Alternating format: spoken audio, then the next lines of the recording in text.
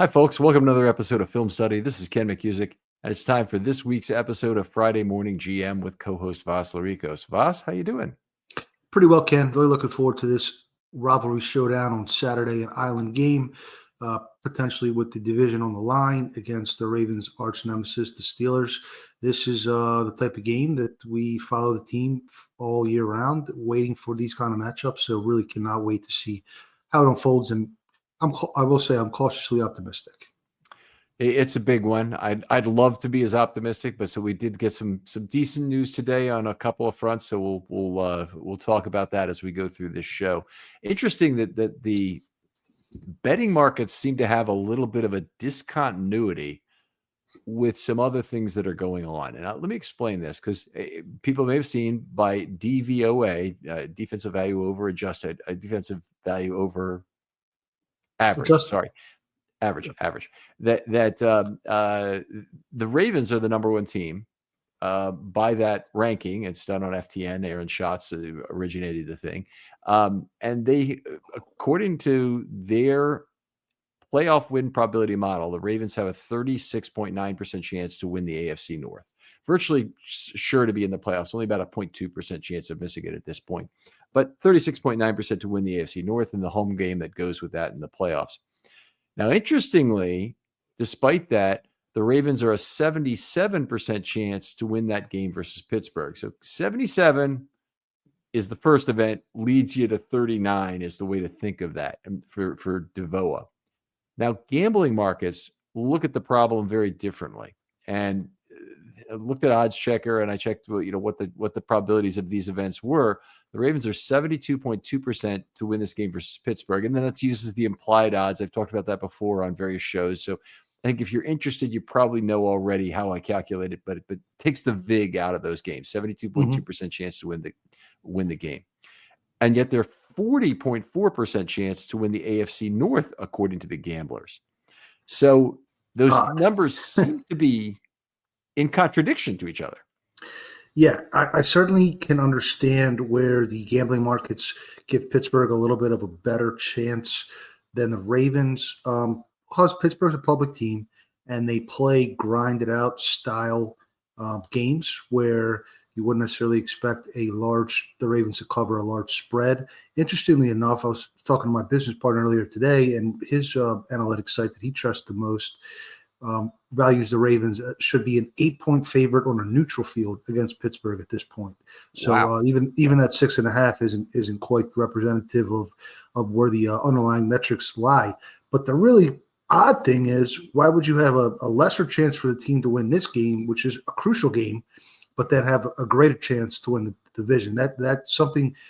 Maybe they're looking at the long-term schedule and thinking, well, Mahomes, apparently that ankle injury is not too severe, and maybe they're expecting Pittsburgh to catch an L on Christmas. But that is very odd and just doesn't make paradoxical almost. Yeah, what you're saying could be true. And by the way, I talked to Aaron Schatz about this exactly today, because we were befuddled by it.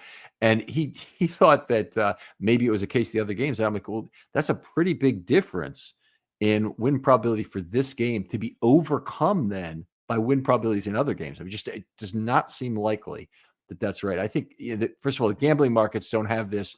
They're not built on a simulation, or at least they're not working through directly from a simulation in terms of to figure out the math. So I trust Schatz's model more than I do the gambling markets have it right. And I asked the question if there might be a bet for value in there somewhere in gambling markets based on how the thing is priced. I think the important distinction is that gambling markets are not trying to peg the game accurately necessarily. They're trying to get equal action on both sides and collect the juice. So that's maybe where, but I agree with you. I do trust the analytics. And on the topic of Aaron Schatz, just like to weave in an interesting statistic I saw this week. Aaron came up with a late and close metric. Also, potentially you could call it clutch. Game is within 8 points in the second half or overtime. The Ravens rank second in EPA in the league on offense. However, they're the worst on the defense. And probably that's a product of the two shootouts with Cincinnati. I think that probably has a large impact on that. But I thought that was a pretty interesting, trend. It's their losses as well. They when the Ravens lose, they lose close. When the Ravens win, they can win by a lot. So they certainly have that characteristic. I thought the Steelers were in that setup as well. That the Steelers were also good and bad on defense, or maybe it was another team I'm thinking of. But anyway, whatever the case. I think it might have been the Chargers were the only team that was better than the Ravens, but I could have that wrong. I'm not looking at it at the moment. Sorry. Okay, very good. Anyway, let's move on. Talk a little bit about Diontae Johnson, mutually excused from team activities for this week, and we miss him. Has he played his last snap as a Raven? I think most likely. It seems that the team is going to keep him under team control to prevent another team from scooping him up and having to face him, maybe. And I guess there's some compensatory offset potential there. Probably not very much at this point, but I would imagine that unless there's a rash of injuries at receiver, which is possible, but barring that, I think his time in purple and black is done. Now, you'll get to the injury report a little bit, and we want to get into some detail, but there is some clouds over the possibility of Bateman even playing on this Saturday, which I think, by the way, it's too late for Johnson to, who hasn't practiced this week, to jump in a game against the Steelers. Right. And also the possibility that Aguilar will not be cleared from the concussion protocol in time. Yes. So, that could be the situation where he's forced into action. But it just doesn't seem that Diontae has made the correct amends to get back in the good graces. And I don't blame the team. As I mentioned last week, I do not blame Harbaugh for playing hardball in this situation. A player refuses to go into the game. He's paid to play the game. If he refuses to go in, you throw the book at him, as far as I'm concerned. Yeah, I'm the same way. I understand he wants a new contract, but he's acting like a spoiled baby, and it's not going to help him with a new contract. That's for sure. So I kind of had hoped his agent or somebody would talk some sense into him, but it doesn't seem like that's occurred at this point. And it may be beyond repair anyway. Maybe the kind of thing that Harbaugh says, look, I'm not taking another chance on this fool. We're going to let him walk. Another name in terms of the receiver market that's being mentioned to the Ravens is OBJ. Yes, OBJ was released by Miami to give him the opportunity to latch on with a contender. Miami's out of the race. OBJ had very sparse production for the Dolphins this year. I would be interested in kicking the tires on OBJ and seeing if he is amenable to more of a backup role as a ring chaser. He does have the one ring that he earned with the Rams, so maybe he's not quite as motivated to get that Super Bowl win that he doesn't. He has one. But I thought last year, although he was overpaid, he was a very efficient receiver for the Ravens and brought some leadership. And considering that there are some injuries now, I think he could be. I certainly prefer him to Diontae Johnson and to Tylan Wallace if it comes to that. All right, I prefer him to Johnson. I'll openly say that he's been very bad this year, and I don't think that can be overstated enough because Tua has had a good year. He's got a passer rating of 107 or thereabout, and OBJ has had terrible stats as effectively a subset of that, and he had some time with Huntley as well, so it's not exclusively him. But OBJ is at 3.1 yards per target. I think 1 out of 5 on contested catches. 0 missed tackles forced. I mean, just he doesn't have a good stat. Every statistic across the board is bad. And there's always people who want to poo-poo that. And I'll just tell you, it doesn't generally work that way for older receivers. If you find a guy who's bad and old, that's probably bad and done when you get that. And at least before, he'd been out of football for a year and he'd been hurt, and he really hadn't been terrible before that. His last play, he'd actually been good playing for the Rams in the playoffs. But the other guys who've moved around late in their career like this, it hasn't worked out as well. It's been a down year for all of Miami's receivers. Jalen Waddle certainly has not produced as expected coming into the year, and Tyreek Hill has had his moments, but he's not been up to par. What's really driving to was just a lot of low yards per target and really peppering Jonnu Smith, the old Tennessee Titans tight end, with targets. But again, we're talking about a depth piece here. Not a starter, not a guy that's going to overtake the top two.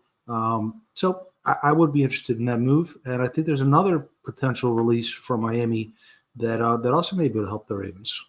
Yeah, I'm probably more interested in this one. I mean, honestly, I think OBJ is released. You characterized it as because Miami's out of the race. Well, they're not releasing Calais Campbell because they don't consider themselves out of the race yet. So that tells you it's OBJ they're releasing because he's bad. But in the case of Calais Campbell, he hasn't yet been released. It has been discussed. Miami will have to be eliminated this weekend, I think is how they're terming it. They still have a slim chance to stay in the race. I think about a 2% chance or thereabouts to make the playoffs. Maybe it's 4, but it's a low single digit number. The problem is that if Campbell becomes available, there will be suitors. And one of them will be the Detroit Lions, who has a whole lot of problems on the defensive line with the late loss of Aylin McNeil. Yes, the Lions' defense has been decimated. I don't necessarily consider them a front runner for the NFC at this point. I think the Eagles and maybe even the Vikings or the Packers can get in that mix now. But yeah, I'd be more than happy to bring Calais back. Do the Ravens need a 6th defensive lineman? No. Do they need it? No. But is it a nice luxury to have? The ability to rotate through 6 guys, and Calais does still have some juice. I've watched him play this year. He is getting after the quarterback and evading blocks, and so that would be another reunion where we're talking cheap. I think you mentioned last week a lot of times these kind of players latch on with the Chiefs to try to get the Super Bowl ring. So the more ammunition or potential talent that the Ravens can assemble, the better. They've already had both of these guys in the locker room, OBJ and Calais. They both seem to work out well in the locker room. They have familiarity with the castle, and I'd welcome both of them with open arms.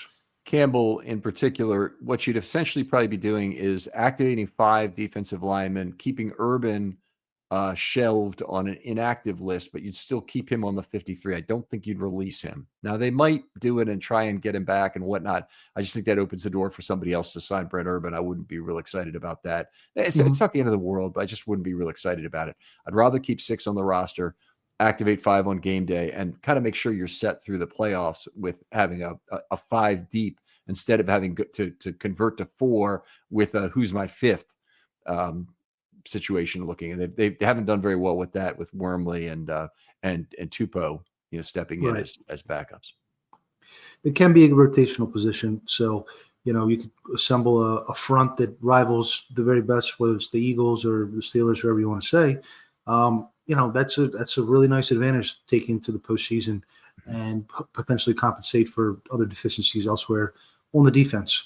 But I think we're ready to dive into the injury report, Ken. Absolutely. Let's do it. So we have the Thursday report. We have 2 players ruled out already. Deontay Johnson, obviously, for personal issues, as well as Jalen Armour-Davis with a hamstring, has not practiced all week.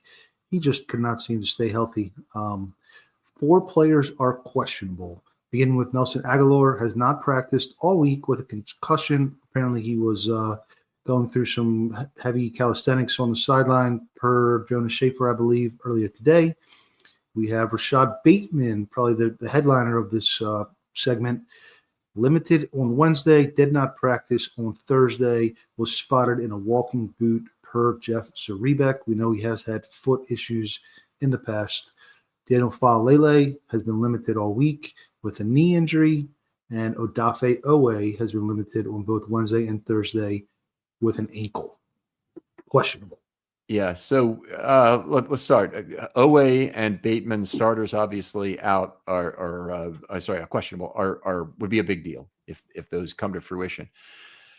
Daniel Faalele, I guess there's people who probably are out there and real excited about this happening and thinking, well, maybe he'll be forced into playing Ben Cleveland, maybe John Harbaugh or Monken, whoever you think is responsible for this decision, will be forced into playing Cleveland at right guard. It might not be the worst thing for the Ravens in truth, but it does erode their depth, and it's not something that's a good thing for the year going forward. Don't know the severity of the ankle injury, but it hasn't been it could certainly be something that he goes ahead and plays, or even he's out for 1 week. Wouldn't be the end of the world either. Might be the other possibility. I don't see this as some springboard to an obvious switch to Cleveland even if he were to play and play fairly well. Like if he were to play and grade out, say, a B by my system, I don't think it necessarily means he takes a job away from Faalele, although that is exactly what happened on the left side with McCary replacing Right. the injured Voorhees. So, How did you grade Faalele last week? I missed that. I all haven't right, quite had a chance to see that. I'll roll through his recent grades here just as we do that. Obviously hasn't been very good, but he's the last. Yeah, see, he got an A in week 6 against Washington. Since then, F, D, C, D, D, C minus, D, D. So Okay. not particularly good. Probably overall right now, he's at 0.72 for the year. There would be an adjustment on that, and that's below. So I would think he'd be right around a D for the entire year right now, given what he's done. He's only actually failed twice, and the 2 failures he've had hadn't been way falling off the table failures. So that's a positive. But he's just had too many games in the D range, and the aggregation of his negative results. If we were looking at old Reds and Greens from PFFs, we would have seen a lot more red games. Just the eye test without grading it the way you do, looked like he had a couple highlight blocks, maybe more than usual last week, but also didn't quite have the consistency we're looking for. I think we'll circle back to Faalele once we get to the mailbag portion of this episode. But to me, back to Bateman, I think that's it's something to certainly monitor, something concerning, something puts a damper on my outlook for this game. Coming off his best games of career, perhaps the best game of his career last week.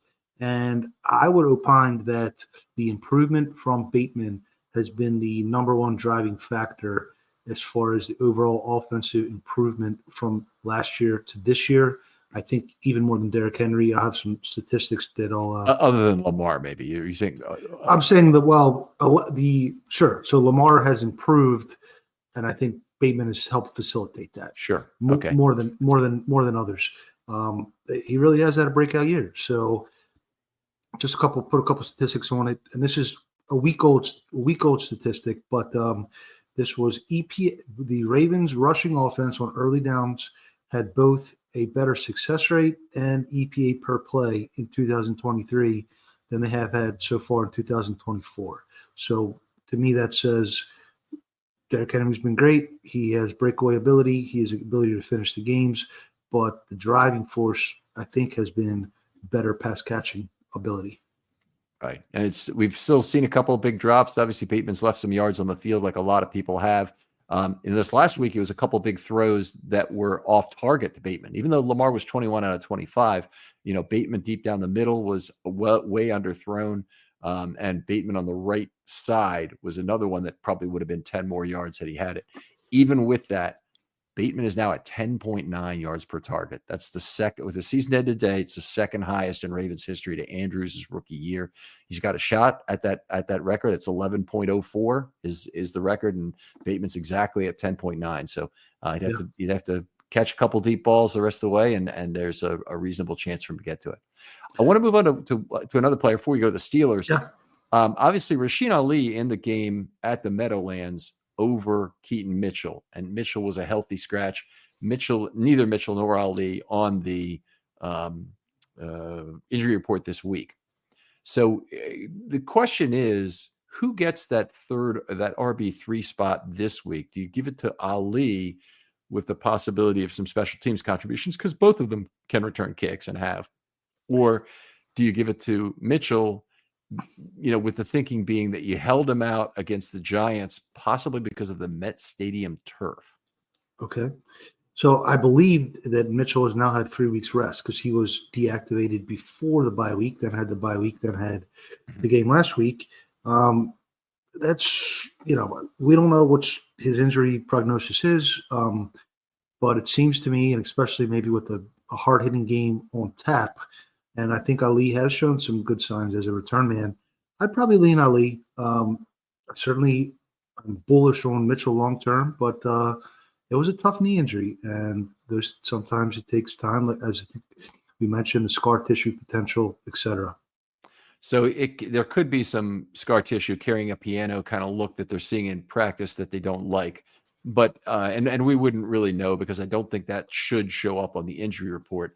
But he's not on the injury report. And if we're talking about Keaton Mitchell at 437 versus Ali, in any constitution of the world, I'm much more excited about, Mitchell in terms of how he can help this team. I also think Sure. you put him out there in that Steelers game where I'm not even sure he's faced the Steelers. I don't think he's ever faced the Steelers because he was injured at the end of last year. But you'd have a possibility to stick him in there and all of a sudden have some real thought-provoking decisions have to be made or dilemmas forced upon the Steelers defensive coordinator. Yeah, hope so. Another just side note that just popped into my brain. I believe Lamar has only played the Steelers at home once in his career. This will be his second time. Yeah, I think it was in 20, might have been in 20. When they had the empty stadium for COVID. Yep. Another guy. So back he hasn't had a chance to make those memories, the rivalry memories with his home crowd behind him. But anyway, sorry. Oh, let's hope. Let's hope this is the game. Michael Pierce back, played very well against the Giants in 20 snaps. He was one of my kind of star players that I looked at in terms of the individual plays and the defensive piece.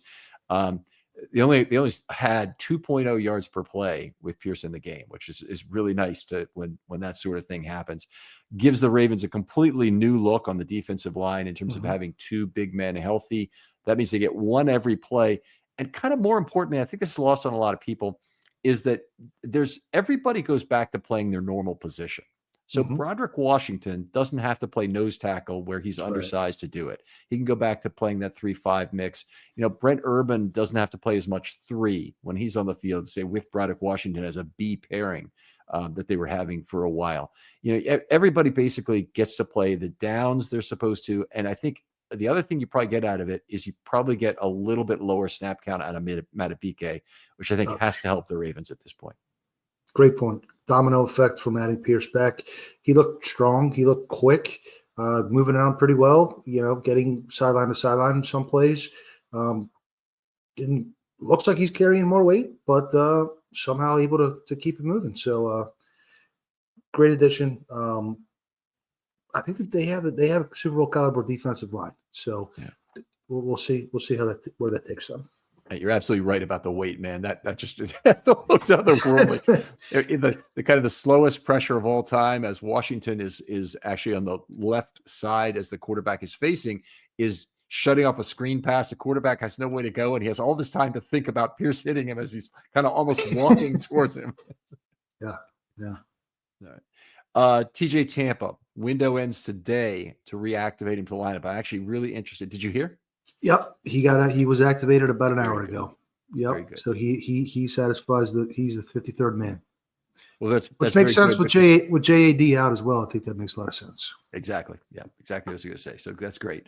A kind of a great December injury report that's a little bit worse with these Oweh and Bateman injuries. On the other side, though, the Steelers have their own injuries in this game. They sure do. And apparently TJ Watt was rumored to be questionable, no designation on his report. However, their number one receiver and certainly their best pass catcher, George Pickens, has already been ruled out. And you mentioned to me in the pre-production, that Deshaun Elliott, who's having a very good year for the Steelers, is also out. So that bodes well, certainly. Yeah, the Steelers secondary, Deshaun Elliott is the guy who runs around and makes plays. And frankly, the Ravens have Roquan Smith to help clean up missed tackles from other players. The Steelers have Deshaun Elliott. He's only missed 2 tackles all year. He's 28 stops, which is an unbelievable ratio. Never seen anything like it. Even from an inside linebacker, never seen anything like it. And then you've got Patrick Queen, whose ratio is under 2 to 1, sitting there at stops to missed tackles in the middle. So Elliott's a very important player for him. And I think he takes away routes he's not a pure free safety. He's a strong safety to be sure, but they've got Minka for the back end. Steelers honestly have a lot of problems on the back end in terms of the ability to cover from their corners. They get a ton of penalties. I think the Ravens have a lot. Humphrey has 10 and Wiggins has 8, but Joey Porter has 15 penalties this year. Yeah. And grabby. Yep. And very grabby.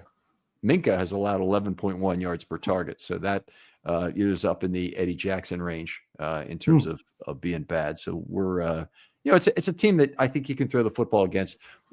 Somebody told me a weather report that there's a fair amount of wind expected for Saturday, which would not be good for the Ravens. They definitely want the passing game to be open, particularly with Pickens out. Well, windy game and no Deshaun Elliott to me says game plan should be get Isaiah Likely the ball in space and see what kind of yards after the catch he can produce. Love it. Love it.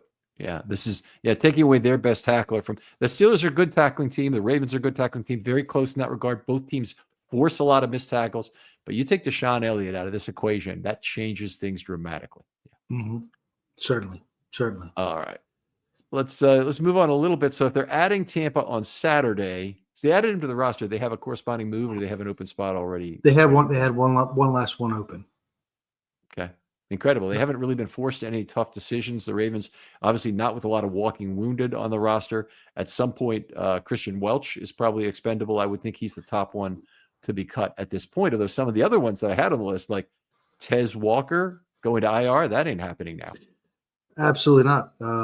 Got that slot fade touchdown, and with the receiver core banged up as it is, who knows if Aguilar is going to clear protocol in time, and who knows if Bateman's going to need a little time to rest that foot. Tez Walker certainly not. I certainly would agree with you. Christian Welch would be the guy to be demoted, and if not him, Sanusi Kane to IR. Special teams only coverage players are not where I want to invest the final few game day jerseys. Right. Desmond King, I guess, could be somewhere down the line, but with the loss of a corner, you're probably going to keep Desmond King around to play some slot, keep Humphrey on the outside if you're forced into that, or if you think you're forced into that. So a few things. I guess Bo Braid also would be a risk. King had a decent return, I think, on that punt. I'm not sure where he factors in as far as the cornerback safety depth chart, but use those activations as you can. And once you get to the postseason, I believe it's unlimited activations. So as far as practice squad elevations, I should say, not activations, elevations.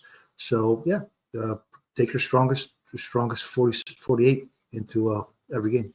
Is it still 2 per game but unlimited additional? Like you don't have to live with just 3, but it's still 2 per game. That's how I understand it. It's 2 per game, but you can activate them for all 4 games. You make it to the Super Bowl without there's not a maximum of 3 total. It resets. Okay. It resets as well. I guess people would be crazy if you're a practice squad player and you leave a Super Bowl team where you're getting activated. That would be just crazy thing to do. But there's probably somewhere. Where are you going to go? Yeah, you're going to go to a team that's already gone fishing. I don't know. Yeah, that's it. You hear about mercenary players in the NFL who say, "Why do I want to play playoff games? Just extra games they're not paying me for." And that's the guy you do not want as a teammate. I can tell you that. No kidding.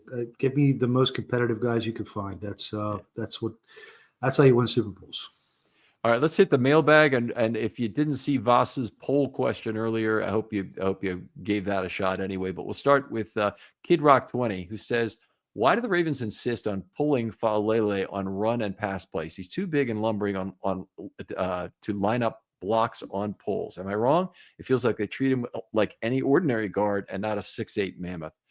Completely agree on that. By the way, they're asking Daniel Faalele to do a lot of things that he can't do well, and he gave up a half and a third of a sack on pulls, which I don't think I've ever seen in the same game. And that led to a big -1 on 6 pulls, which was a lot of his negative score this last week. So I would agree with that completely. I would as well. A square peg round hole sort of situation there. I do like when they pull on passing plays to offer that element of deception, but not necessarily with Faalele. Right. Yeah. It's like trying to play with one hand tied behind your back. It's I guess there's a lot of metaphors that we could use. Got another one here from Evan. Similar. Why are the Ravens willing to make major personnel changes on defense to improve? I think he's talking about the safeties, but nothing on the offensive line. I mean, I think, you always have to come back to continuity breed success on the offensive line. I think you can probably make that case as well in the secondary. But the Ravens are the number 1 offense in the league. So you weren't in a desperation mode as they were in the secondary when they decided to take Hamilton and Ardarius and make them both full-time safeties. Right. They were out of choices there, I think. And they're, the nice thing about the offensive line, even if you don't like, the players in there, and a lot of people have expressed a frustration with Faalele, some with McCary. I think that's a lot less founded. He had a really good game this last week. But they've been a high continuity line, and that has been part of what's made them pretty good for this year. They're not a great line. They're a middle of the pack line, probably 12th, 14th in the entire NFL. They're probably not in the bottom 18 in the league. And they just had a great game, by the way, coming out against the Giants, or they really provided great pass protection. So this just it's not like anybody's screaming for changes other than the people on Twitter and the fan base who really doesn't like Faalele. And I got to admit, he does not look the part, and so far he hasn't played the part. My reason for changing it would be largely that I don't think there's a lot of option value left in the hourglass. That you don't have a lot of value left at this point with Faalele for year 4 that you can look forward to. And it probably is time to give Cleveland that opportunity at right guard. But earlier in the year, I was probably more okay with it. I would have been still slightly leaning Cleveland, but the fact that they were going with Faalele and he was playing reasonably well was okay. And now he's taking a downturn in terms of his play, and I'm less sanguine with it. Yeah, and to counter my own point that I made earlier, continuity, 2012 Ravens, right? Changed 3 positions on the O-line, went on to win the Super Bowl. So there you go. I'm in favor of Cleveland, but it's going to be a tough offseason if there's a crucial play and Faalele's in there and he's the reason that Lamar's pressured or throws a pick or something like that in the postseason. But hopefully we don't get to that point. And I think Lamar is a little bit of a different quarterback to play with than most, where you need game reps and experience with him to sort of get the feeling of where you should be, how you should hand off, and how you should prepare. So, we'll see how it goes. Fingers crossed. All right. A-Bits says, with 2 safeties inactive yesterday, the Ravens had one of their better special teams pass defense games of the year. What are your thoughts with colder weather this month and next on the Ravens activating fewer safeties and more linebackers /DL? Okay, great question. Really thought out well here. I'm always like to have one more than you need at the position group at a minimum.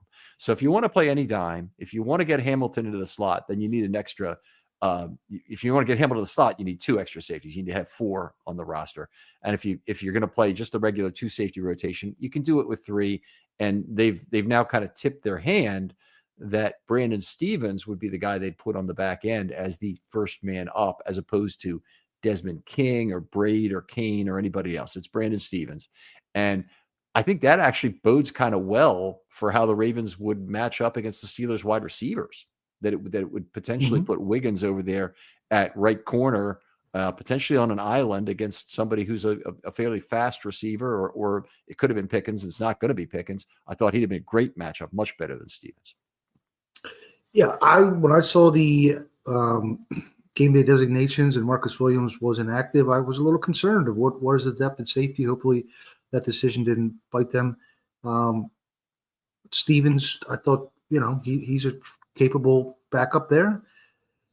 As far as the specific question, I think more linebackers and defensive linemen makes more sense now that the players are not running down the field on kickoffs, because you don't necessarily need the speed. But by and large, I would like to not overdo it with, again, special teams only players. Have as you said, a player on the bench that can jump in there and make some plays when necessary. Surplus of 1. Let me ask you, from a risk management perspective, would you rather have a 6th defensive lineman? I always say you got to play 5, not 4, but would you rather have a 6th defensive lineman than that extra special teams player in a postseason game, where that certifiably can lose you a game all by itself if you get if you have 2 injuries there, certainly, or even if you have 1? I really do. I mean, I think sometimes in the Harbaugh era, these term of special teams aces has and the fondness for them and the fan base has gone too far, and the drop off from a quote unquote special teams ace to just anybody you're sticking in there is not very much. With you on that. Okay, let's go to another one. This one, kind of have a question about the account. I always look at how many followers somebody has. If they 30 followers, they're in that gray zone of do they really post a lot, do it. But this is from Catfish. So nothing suspicious here. Hey, Ken, would you be very interested in? I would be very interested in your perspective on the pervasive fan discontent and negativity. All I see are endless complaints, such as Cade Mitchell usage, Tez Walker usage, number of special teams players activated, often things of no consequence. Okay. I mean, I think we just covered the last one here is that we are actually, I think it's important to activate the number of defensive linemen that you need to have as opposed to the number of special teams players. I think the defensive line is a significant concern, and the number of special teams players isn't. But you would be right in the sense that 5 versus 4 or 6 versus 5 is a relatively of minor consequence relative to is Lamar playing or not, or is Rashad Bateman playing or not.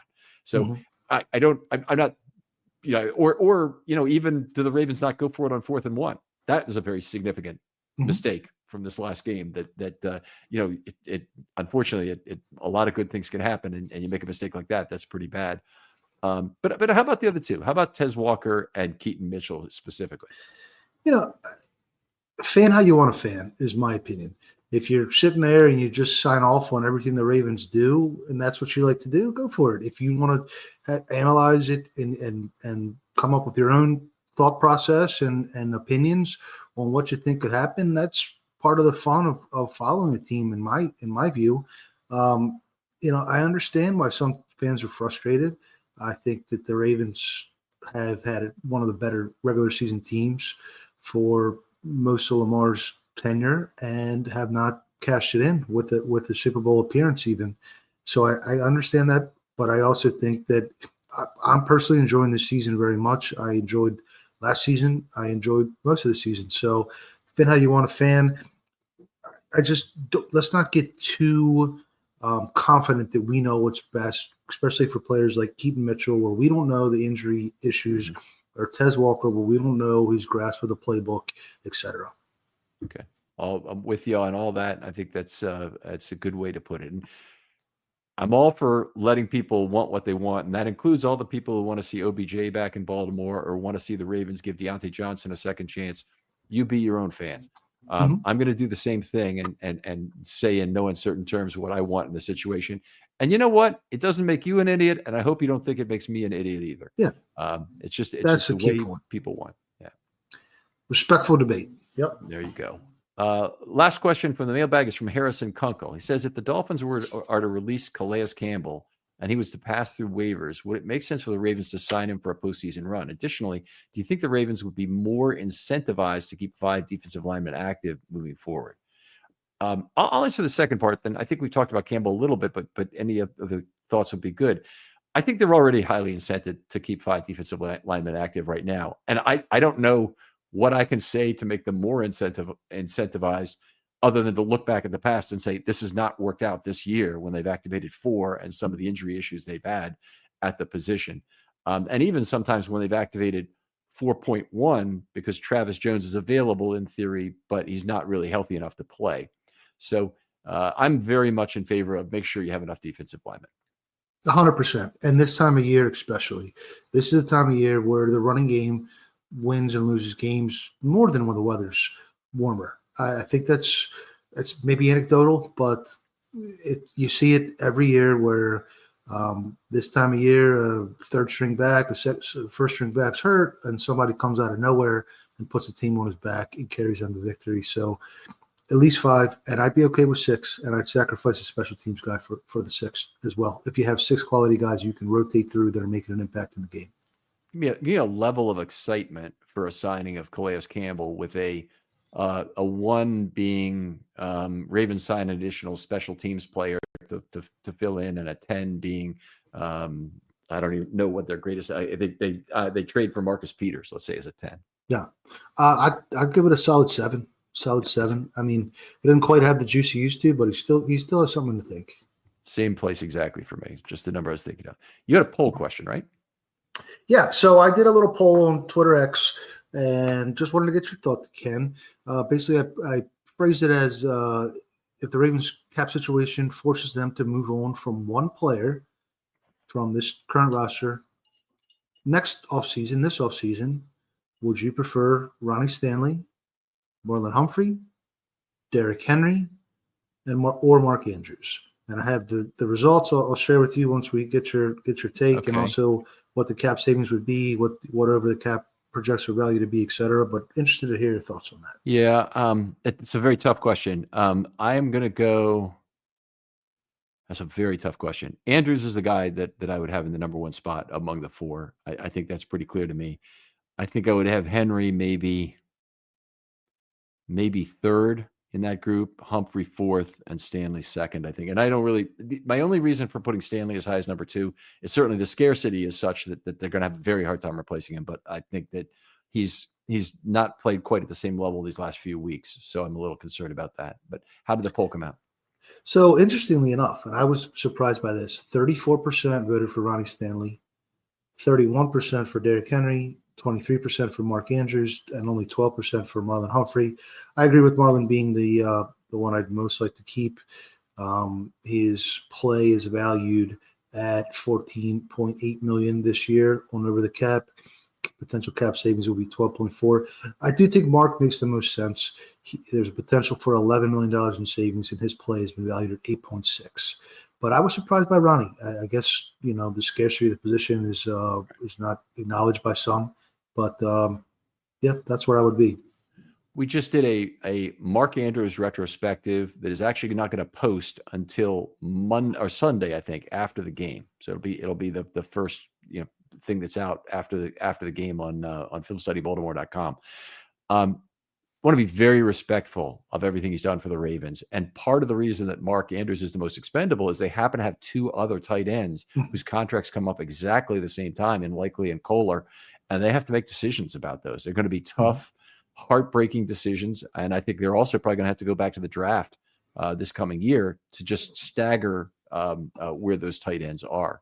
So hopefully, this is a group. Maybe they get lucky. Maybe Kadir Ishmael is a real talent if he can stay healthy next year. But I think they're probably going to have to go back to the draft. Yeah, I mean, there's certainly a chance that the Ravens could keep all four. They can move money around. There's a lot of different levers they could pull. I personally don't think, after watching this franchise for 20-some years, that they want to extend themselves to that extent. And I think Derrick Henry, how he finishes the year was probably as good of a year as he has had. And he's valued at $13.5 million for over the cap. The potential savings is only $7 million. But I think if he does not close the year strong, he might be a place where they can save a little coin as well. I think there is some sort of a kicker he gets in his contract for incentives met that applies both to this year and to next year that might bump him up by another couple $1 million. So it's a legitimate question. And, it's been just so much fun having Derrick Henry here. I had not bought in at the beginning of the year to everything he's done, but he's been 130% of what was hoped for, even with a little bit of decline in terms of statistically what's happened in since. I'm personally very happy that he hasn't made a run at 2,000 yards. I think that could have actually been not only a distraction for the Ravens, it could have forced some overuse of him in a way I think would have been very unhealthy for the team. So I'm happy with the way it's worked out. I think the meshing with him and Hill is good. I'd like to see it be him, Hill, and Mitchell next year. I agree.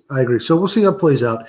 But Ronnie Stanley's shaping up to be the marquee unrestricted free agent big decision to make coming up in the spring. All right, Voss, always a pleasure doing this show with you. Tell folks where they can find your work online or talk to you if they have a football question.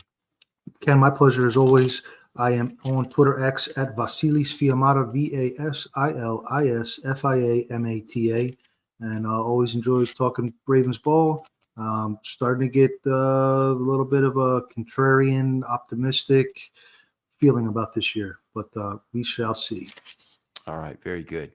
There's finally, I think I hear some people coming out of the woodwork to say they really believe. I hope not. Those people don't all come out after the Steelers game, because that would just be a little frustrating, obviously, to do that. I'm very bullish on the Ravens and their chance to do damage. I don't think there's any team out there who wants to face the Ravens.